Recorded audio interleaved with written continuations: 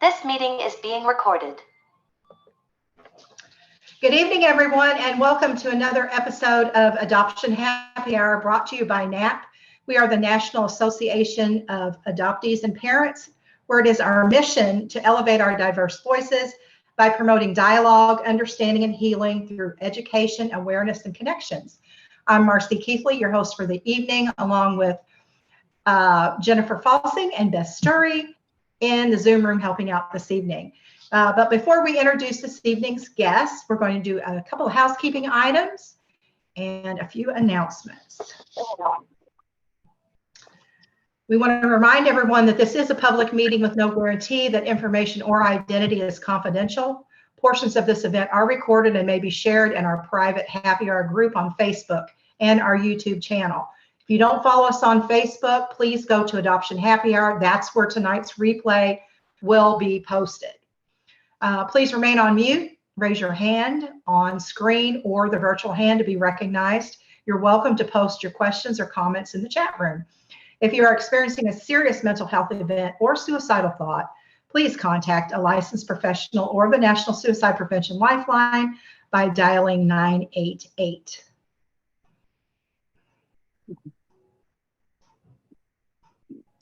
Marcy, can I ask something? Sure.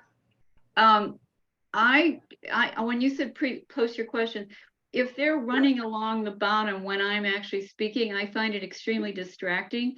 I mean, I don't care if you get the questions, but I don't want to, it's difficult for me to see the chat. Correct.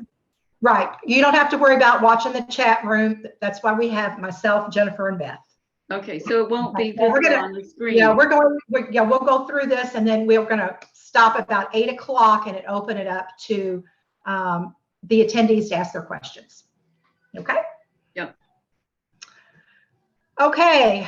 Am I taking programs? Sure. Beth? You, me, let's join in. Okay, well, we decided to put all of our programs together.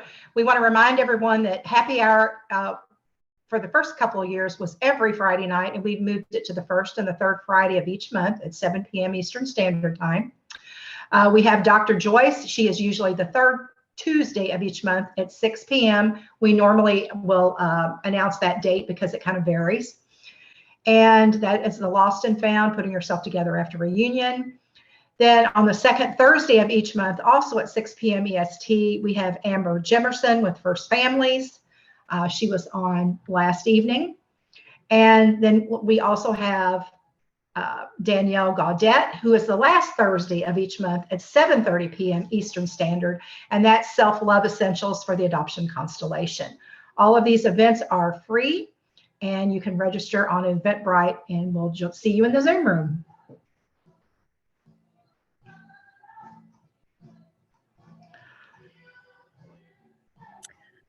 Okay, we are hosting for the very first time NAAP Presents. We had told you that throughout the year we were going to have some different types of programming, and our first one will be next weekend. And the really convenient thing about this is that when you register, you will get a link and a password, and you can view this documentary on the 29th or the 30th at your convenience, anytime that you want, those 2 days. And then we're going to come together on Sunday evening, the 30th at 7 p.m. to talk about it and process what we've seen. And so this is the first of special programs that we're going to be bringing to you this year. So we hope that you will participate, and we will be putting the registration link in the chat. Jennifer, are we going to? Yeah, and I think we're also going to have some more stuff regarding ICWA posted on a NAAP Facebook page if you want to get up to speed on what's going on with the legislation. And then this Sunday at Right to Know's from their website, they're doing a webinar that Marcy and I are participating in. It's Harnessing the Power of the Summit. We are going to talk about the 5 key takeaways and how we can take what we learned at Summit and move to the future: building bridges, bearing witness, support healing, enacting legislation, and societal understanding. That is on the 23rd at noon Pacific, 3 p.m. Eastern. It is free to attend. If you want to attend, there's no registration. You just need to email rsvp@righttoknow.us and Cara will send you a Zoom link. Is that it, ladies? Yep. Okay, we're good to go. Okay, great. Well, I am so excited to bring my good friend, author, fellow first mom, and all these other things, the amazing Lorraine Dusky to Adoption Happy Hour. And this is not your first visit. Right. But I don't Correct. think I was a speaker. I think Pardon? I don't think I was a speaker. I did a lot of talking when Gabrielle was on. Yeah, you Right. did. But yeah, Okay. you've been to quite a few happy hours. So we're really excited to have you. For those of you that don't know Lorraine, she has been an adoption advocate for quite some time.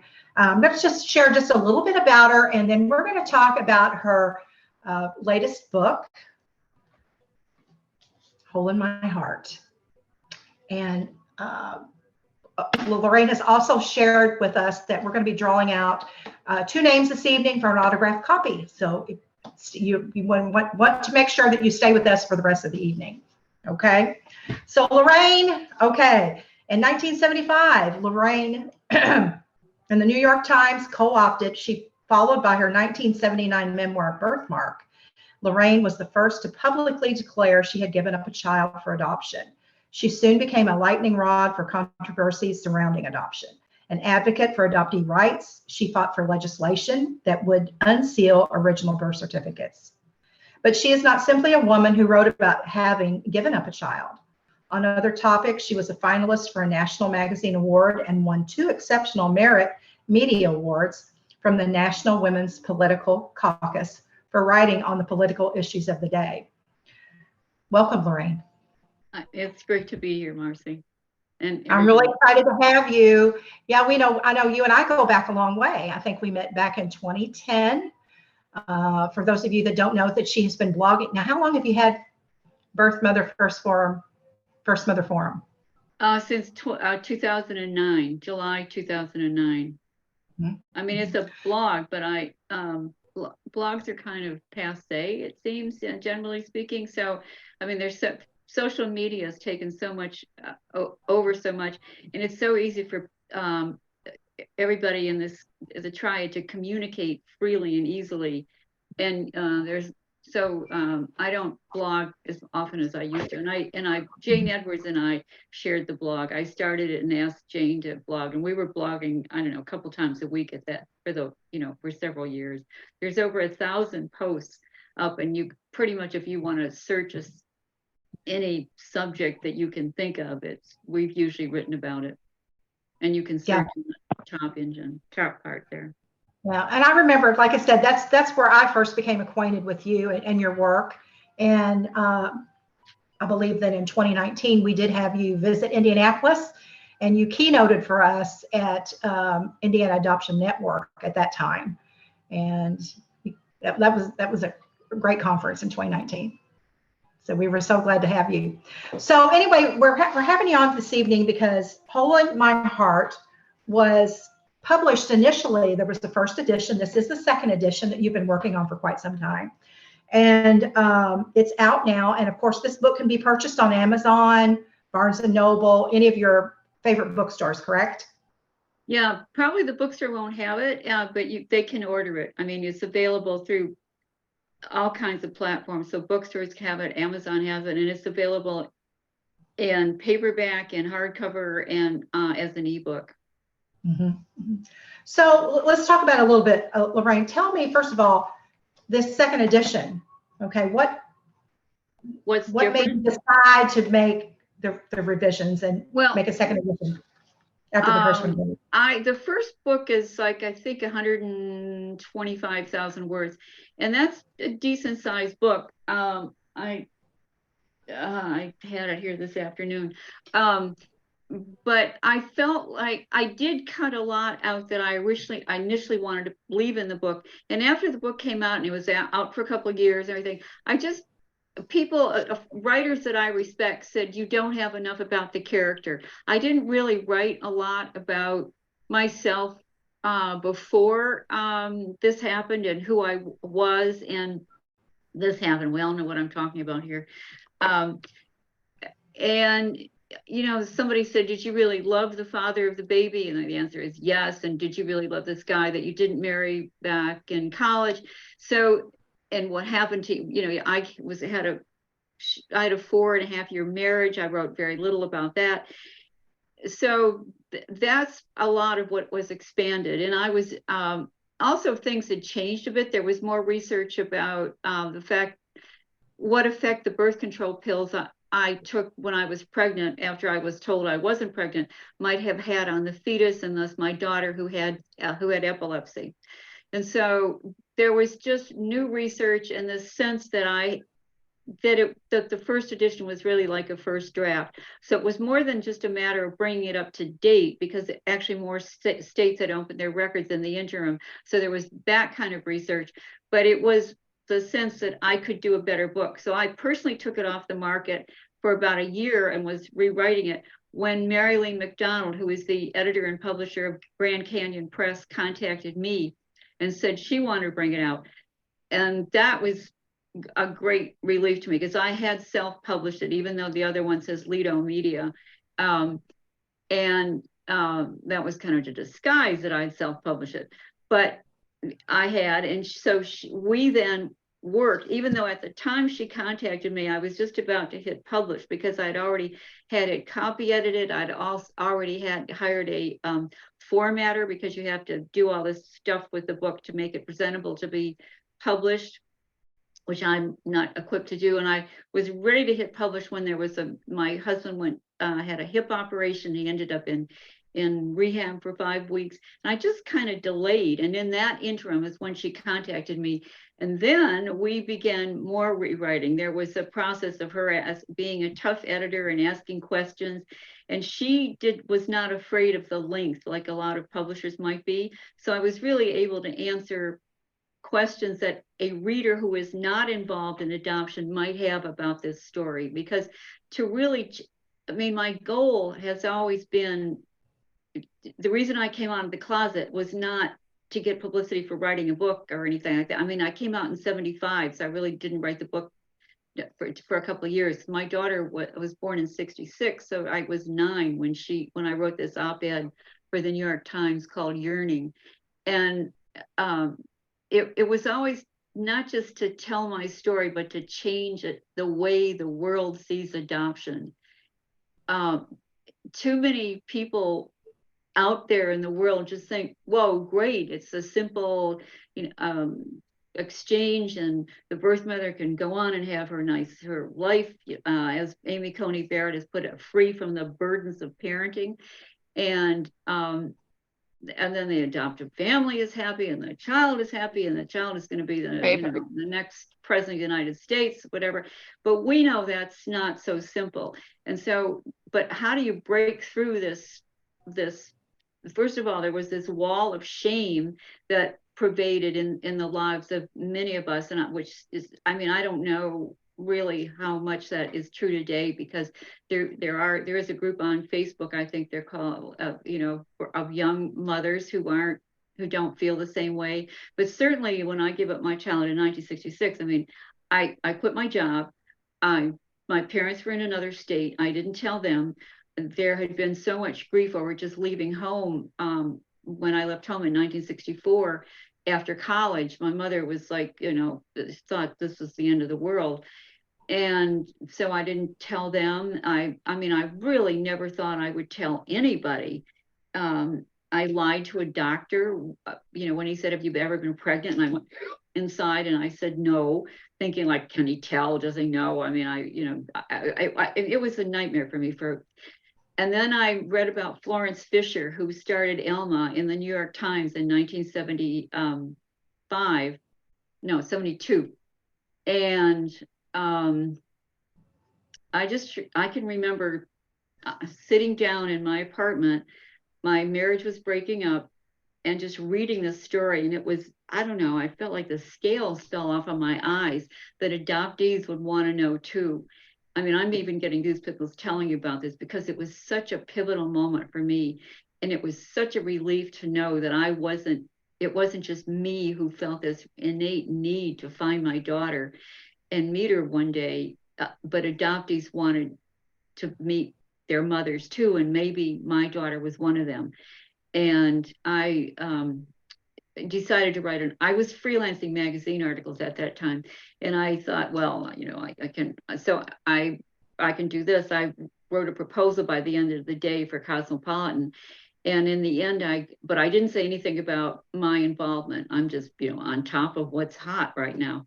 And I went to see Florence. They gave me an assignment to do an as told to from an adoptee's point of view. And she had kind of the one I found through Florence actually had kind of an amazing story about her own search. And I went to see Florence on a hot September day. I remember standing there thinking, am I going to tell her? Am I not going to tell her? Anyway, I told her before the day was over, and she said she knew just almost immediately that I was a mother. And Florence and I have remained friends since then. Florence is still alive and in her 90s, but she really was the spark plug that got everything going.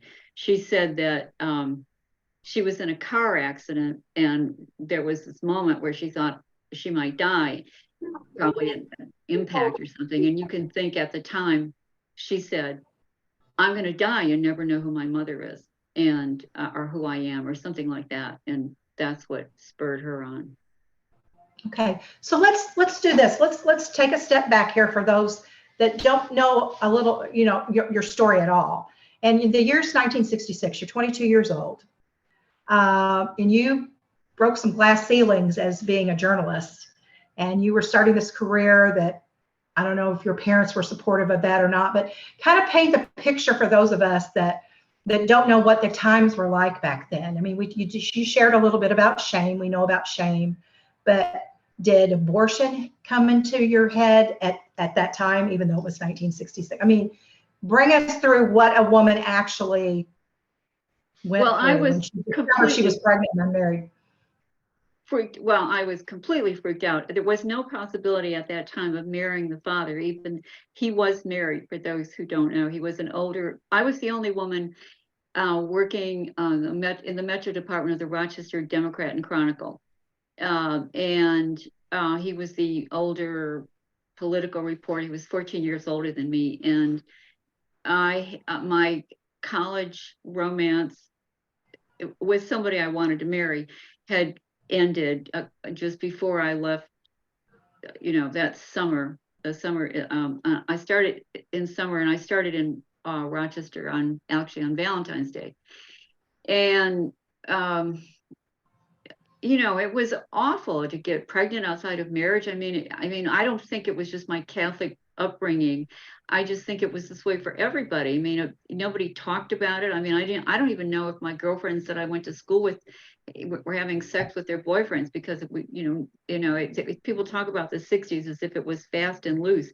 It wasn't fast and loose in my world in Detroit, Michigan, and Dearborn and Detroit, Michigan, where I went to school. And you know, there was, abortion was illegal. I did try to have an abortion. Well, I have to go back. I thought I was pregnant right after I missed my first period, and I went to the doctor immediately, and I did the test, and it came back negative. So he said, "You're not pregnant," and he put me on the birth control pill, which were very new at the time, and they're about 3 to 5 times stronger than the birth control pills that people take today in terms of hormonal dose. And my periods had been irregular in the past. It's just how it happens. That's the way the body works. So it didn't strike me as unusual when I didn't have my period for several months at that time. But after a while, I was 4.5 months pregnant. I went back to the doctor, and he said, you know, yes, indeed, you are pregnant. And at that point, I did try to have an abortion. It was illegal. I went to Puerto Rico. I found a doctor who was a it wasn't, I mean, he was just a regular gynecologist. I mean, I was in a room full of pregnant women when I went to see him in the waiting room. And he said, look, it's too late. And so I went back to Rochester, quit my job, holed up in my apartment, did not tell my parents. It was an era of deep shame. I mean, I remember at the time, I think I was still wearing a Playtex rubber girdle. I mean, things were very different. I think the 60s really happened in the 70s. So none of that was unusual. I mean, there was no way I felt like I could keep my job at all. So.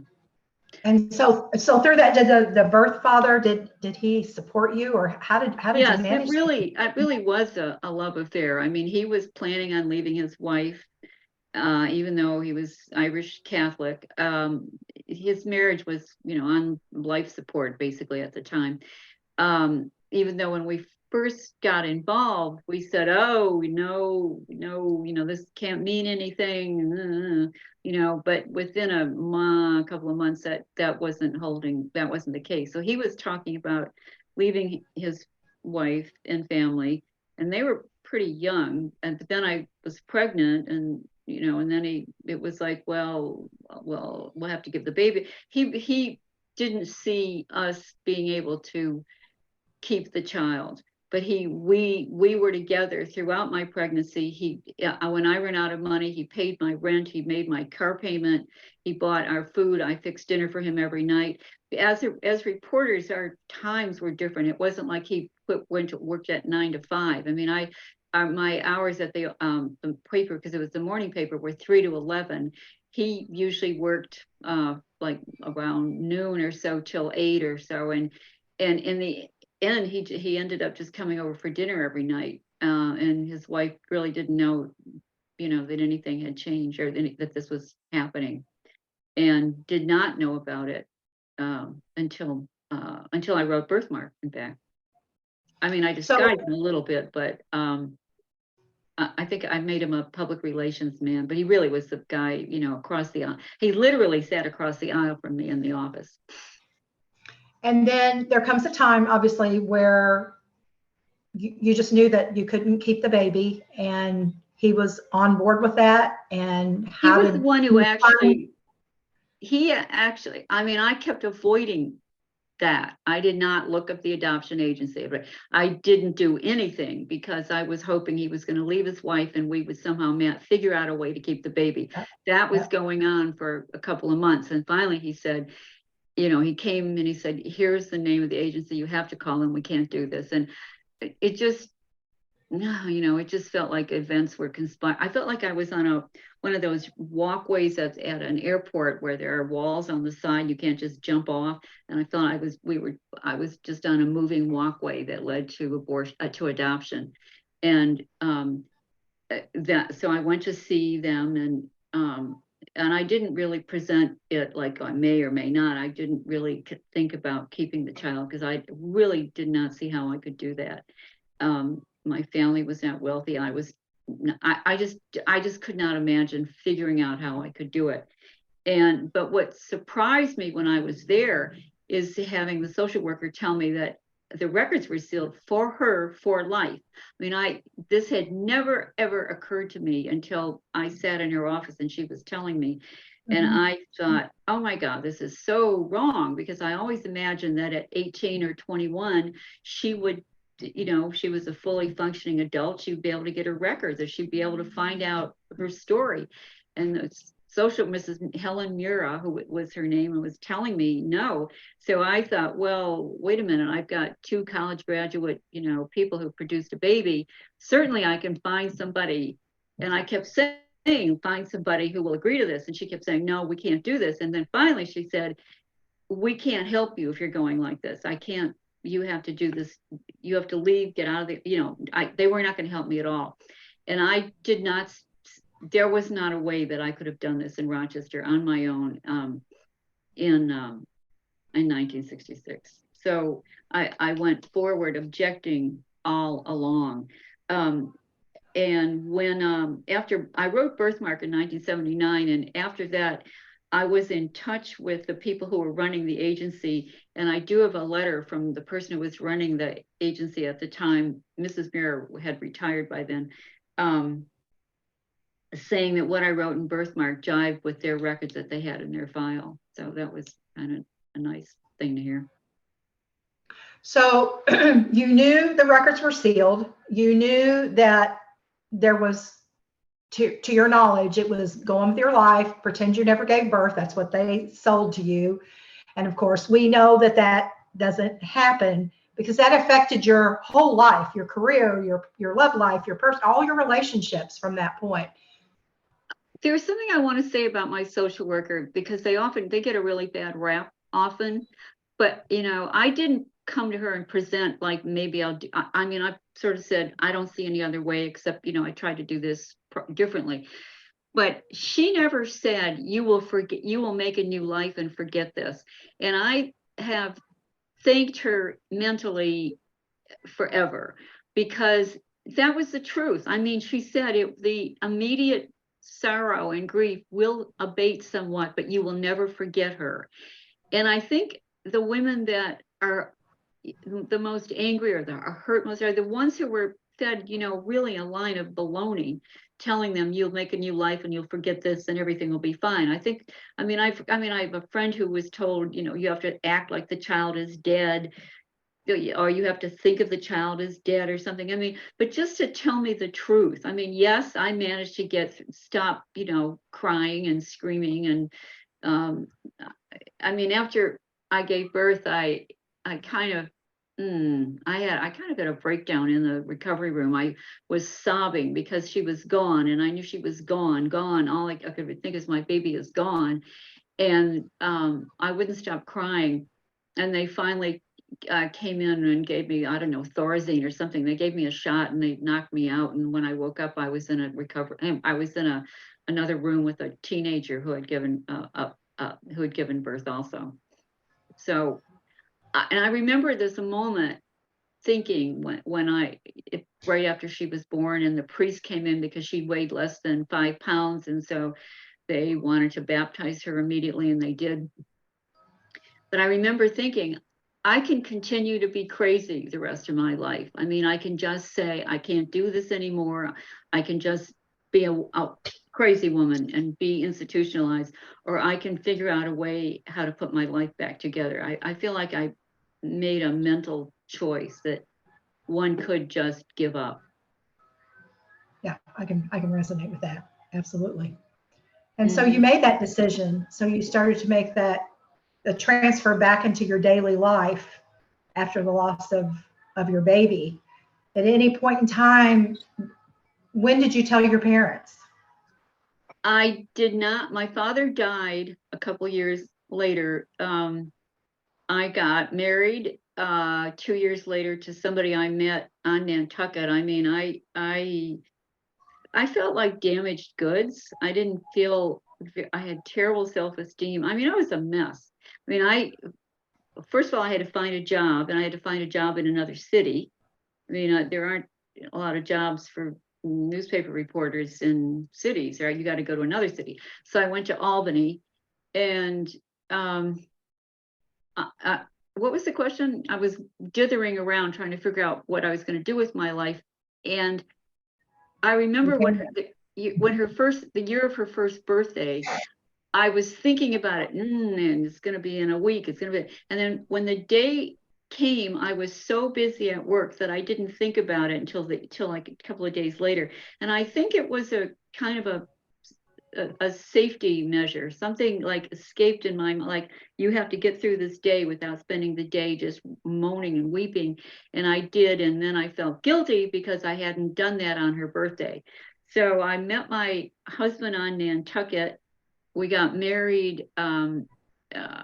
He was still in college. He was 5 years younger than me. I mean, he was a good man, but I married him because I was desperate to feel not so terrible about myself, and being married to a nice man would help that.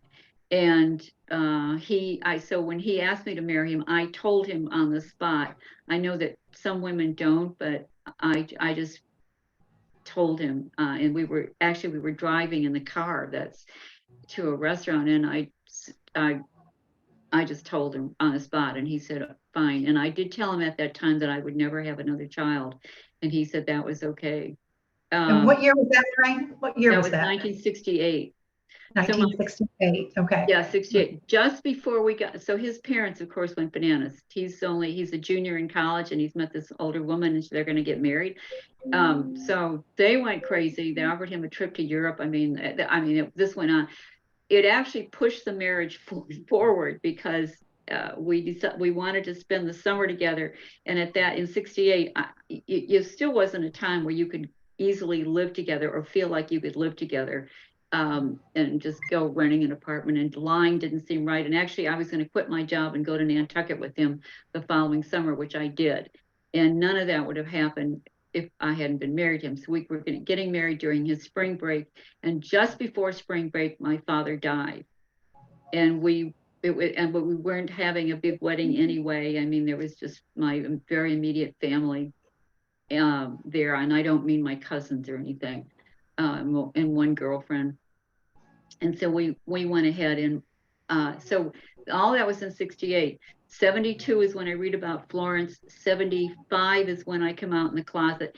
And that, just before that happened, I had testified in a trial for a couple of adopted women in New Jersey who wanted to find, that was a different one, Ann Sharp. I testified in a trial for a woman in New York who wanted to get her birth records because she had a lot of problems, and she was always fearful of meeting somebody who she was a blood relative of. So there was a wonderful lawyer named Gertrude Mainzer who took the case against Louise Wise, against one of the New York agencies. And it was not covered in the newspaper, but I recognized that it could be covered, that this could be, and I would be in the story. So at that point, I went home to see my mother in Detroit, took her out to lunch and told her. And she was magnificent. Despite what I thought, her first question was, how was your labor? And she put herself in the shoes of a woman being alone, having a child. And when I told her why I was telling her and what I was going to do, and I was going to write about it, and I was going to testify some more, and that was going to happen, she supported me 100%. And she was living in my hometown, so she would be with people who knew me, and she really would face a lot of gossip herself. And she was terrific. That's wonderful. That's wonderful.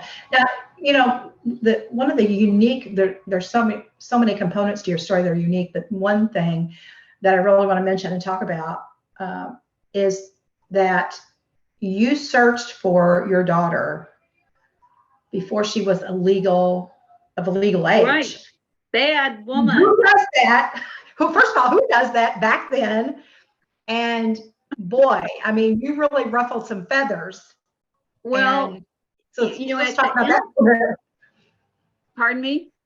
I said, so let's talk about that a little bit. Okay, well, I was going to ELMA meetings. Florence was having ELMA meetings once a month in different places in Manhattan, and I was going to them all the time. And then after the public part of the meeting, she would have, people who were under 18. I don't remember any kids being there, but you could not, if they were a mother or an adoptee, you could not go to the search meetings unless you were 18 or older. So I would go home.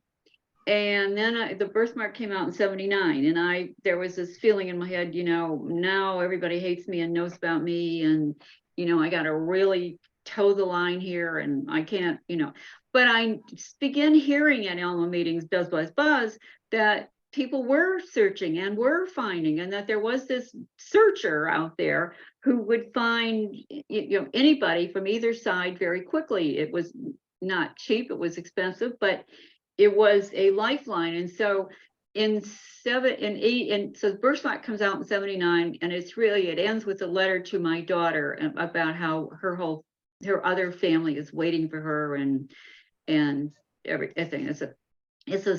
Not a very long book, but it covers what I've been talking about. Then I met my husband and in 81, and so she's 15, I guess.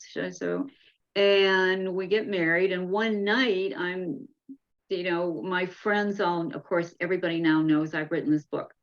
And one of my guy friends, another writer, and Tony were having dinner, and on the way out of this guy's house, he says, Dusky, why don't you just find your daughter? You're not gonna come and live with her. You're not gonna steal her. I mean, what's so holy about waiting until she's 18?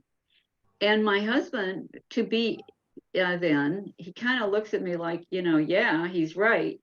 And that to me was like this explosion of freedom. I mean, it's okay to do this. I'm not racing in there and saying I want my daughter back. And so I put it in motion like the next day, I guess,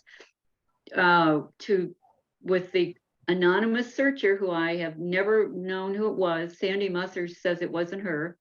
So, and I, it was $1,200. That was 3 months rent at that time for me and my husband. And we got married. We went away for several weeks on a sort of a busman's holiday. We were gone for 5 weeks. And when I came back, there was a letter in the mail saying that your daughter's been found. And so I called, and that was right around Thanksgiving time. And in fact, I got her name and everything the Saturday after Thanksgiving. And I waited until the following Wednesday, and I called her house and spoke to her mother. And first, actually, Jane had answered. My daughter had answered the phone. Her name is Jane, and but I asked for her mother because of the age difference, and because what if she doesn't know she's adopted? I mean, that is at the time the idea was we would write this little survey pretending to be from 17 magazine and basically get around to asking this question about adoption that did not reveal anything. I mean, it's kind of a bullshit way to do it, but okay. So I call, I get Jane, I get her mother, and her mother says, my daughter is LD. And that doesn't apply. And I'm going, LD, those are my initials. I mean, I don't know that stands for learning disabled. So I hang up the phone. I mean, because I'm all like, oh my God, and then I sit there and look at the phone, and it's like you fall off a horse when you're horseback riding. If you don't get right back on, it's going to be a long time before you get on. So I don't even think I told my husband. I just sat there and looked at the phone for maybe 10 minutes and called right back. Jane answered. I asked for her mother. I said, can you talk? And I said, and I had a daughter. I gave birth to a daughter on April 5th, 1966 at Strong Memorial Hospital in Rochester, New York. Period. And she said, what's your name? What's your address? And I'm thinking, oh my God, she's going to call the police. And she was worried that I would hang up because they had already been searching for me. And God, it's emotional to tell you this story. And so we talked, and I told them my story, and they had been looking for me because she had epilepsy. And the doctor wanted to know, basically, had I taken any, why was there a history, whatever. The medical histories are always useful. And they had written to the agent. Can I interrupt 1 second, Lorraine? I'm going to interject here for 1 second. So the medical information that you supplied at the time of relinquishment did not go to the adoptive family? Zero. Absolutely zero.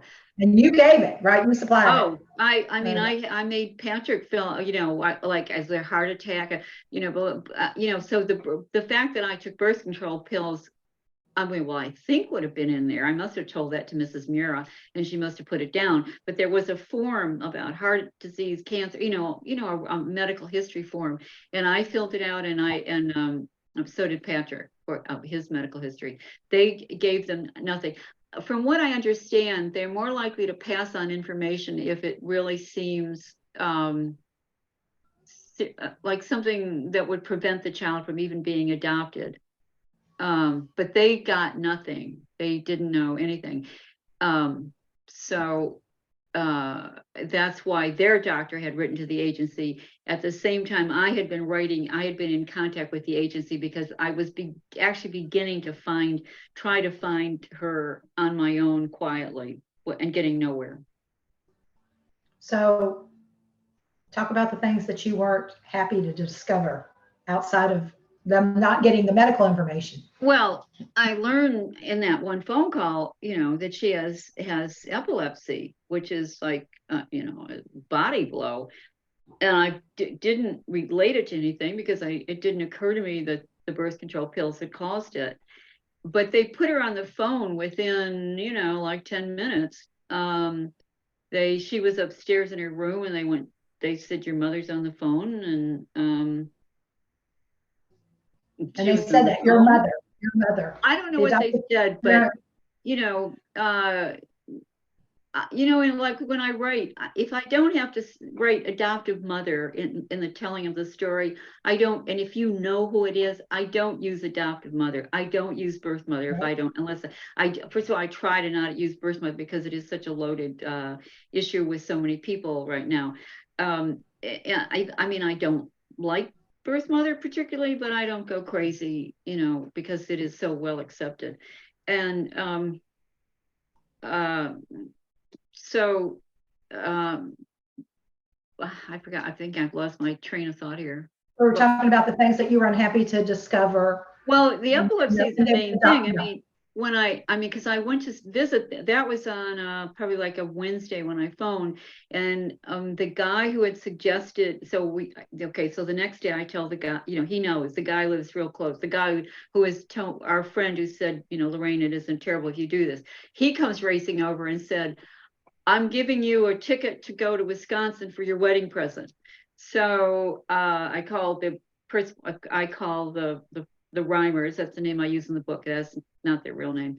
I called them and I say, can I come and visit this weekend? And they go, whoa, yeah. And then they say yes. And so I called on Wednesday, and by Saturday I was on my way to Wisconsin. And the sad things were the epilepsy was bad. She had, in the second grade, she'd had to wear a hockey helmet to school because she was falling over. She was having a lot of seizures. She has an adoptive older brother, and then the mother got pregnant and had 2 sons. And Jane's first seizure actually happened when Anne was in the hospital having the older son. So everything stems from Jane's epilepsy.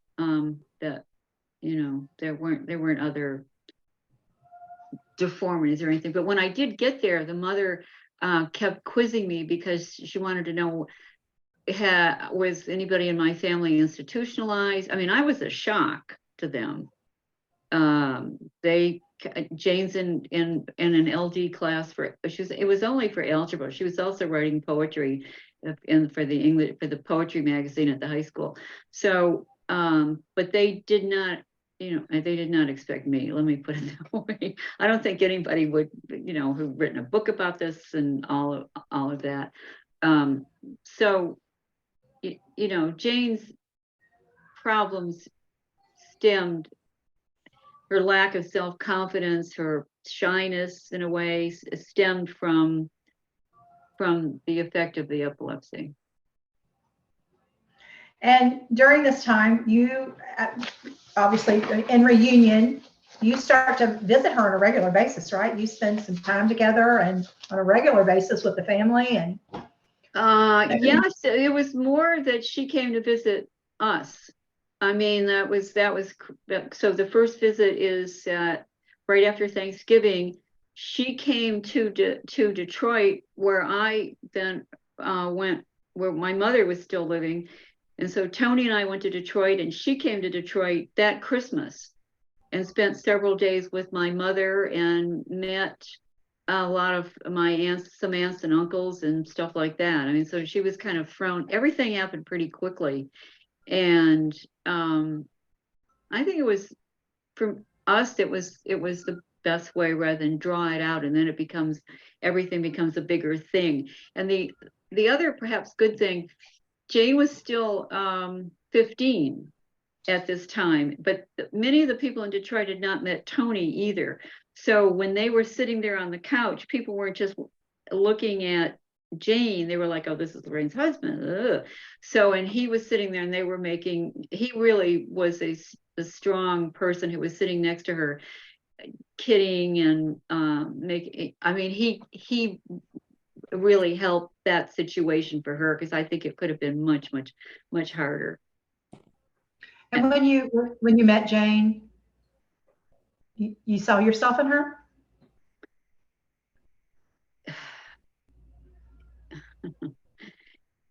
Yeah. The person who was really shocked was her mother, because she saw mannerisms, she saw our physical size, our hair, our coloring. It was shocking to her, and she told me that it was hard. I mean, it wouldn't have been shocking if you saw us, you would just say, yeah, that's Lorraine's daughter. But for an outsider to suddenly see this, the other mother, it was, I think it was probably very hard, but they were troopers about it. I mean, I visited them and stayed at their home and slept in Jane's room, and Jane slept somewhere else for the 3 days I was there. And then Jane came to Detroit for a couple of days at Christmas time, and then she came to Sag Harbor, where I live now, that over spring vacation, and her birthday was right around then. I missed her birthday by a couple of days when she came. So, but she was able, so she came, and then she came for the summer. So she spent several summers with us in Sag Harbor. And when she got older, she got a job at the ice cream shop. I mean, she got a job as a nanny. I mean, she was, she was kind of part of our lives. And she lived with us another time after, and she went to college here for a while. So, and the Reimers, the family came to visit one weekend without Jane. And it was because Jane did have a lot of problems that stemmed from, I think, both adoption and epilepsy. She was insecure. She did a lot of fibbing. It was very hard to get her to tell the truth sometimes. You didn't know what you were dealing with a lot of the times. And so they came for a weekend themselves. So there was a lot of, interplay. And one of the things that I have is that, it never occurred to me that people would be criticizing Anne, her mother, for bringing me into Jane's life. But I have a letter from her somewhere where she talks about that a lot of the people that she knew criticized her for doing this. And Jane told me also that kids at school said, oh man, why are you going there? I wouldn't be nice to her, and she gave you up, and woo, woo, woo. And but Jane was, it was just wonderful to go to the airport and see her get off the airplane and hug her, and know that she was going to be with us for 3 months. Not that those were simple. She's a teenager, and you're the mother, and you're sort of the mother, and you're sort of not the, you're the different mother. So, and you're the mother who gave her up. So there's a lot. There was, the book doesn't spare the fact that this was not an easy ride for either one of us. But I have never been sorry that any. What I'd like to do is, as we're nearing the 8 o'clock hour, because we want to open this to questions from the attendees, I'd like you to read a passage for me if you have. Do you have something handy that you can read for us? Well, the one thing that I thought about reading is when I actually met her, because it starts when I'm at home. I'm about to get on the plane, or I'm thinking about the plane. It's actually chapter 19, reunion. What am I going to wear? Need to look nice, not to New York. I'm going to meet my daughter. Oh my God, go casual. Casual is best. The Midwest is casual. I ought to know. I'm from the Midwest too, from Michigan. Why, that's next door to Wisconsin. Some people don't like New Yorkers, think we are, I don't know, brash to New York. The pink sweater or the striped one. Yes, pants. Do I need to take a skirt? Will we go to church on Sunday? They are Catholic. Can I wear pants to Sunday Mass in Wisconsin? I am still trying on and rejecting sweaters as if pink made a difference from purple when Tony is saying we'd better leave, don't want to be late. Tony is a get to the airport early kind of guy, while I'm always cutting it close. I am a tense ball of nerves, and so I pop a muscle relaxant on the hour drive to the airport. In a state of double consciousness, anxiety, what if this doesn't go well, and calm, almost there, I change planes in Pittsburgh. On the weekend after Thanksgiving, only three other people are on the plane to Madison, a middle-aged couple and a 30-something woman with a baby who couldn't have been more than a few weeks old. We sit near each other and strike up a conversation. She's a college professor taking her newborn home to see her mother, the baby's grandmother, for the first time. She quietly breastfeeds her baby during takeoff and landing, so she would be sucking to prevent her ears from popping. This new mother tells me. Oh, I say, good to know. She puts the baby on a blanket on the floor next to her empty seat so she will be more comfortable during the flight and sleep. Nice. The college professor is the mother hen, clucking and cooing over her chick, and all of it tears my heart apart as I watch her do what I had not. She never once mentions a husband or the baby's father, and I do not ask. I think she is a single mother. She is doing this alone. She is everything I was not.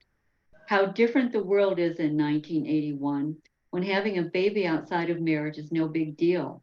I got into trouble. She made a choice.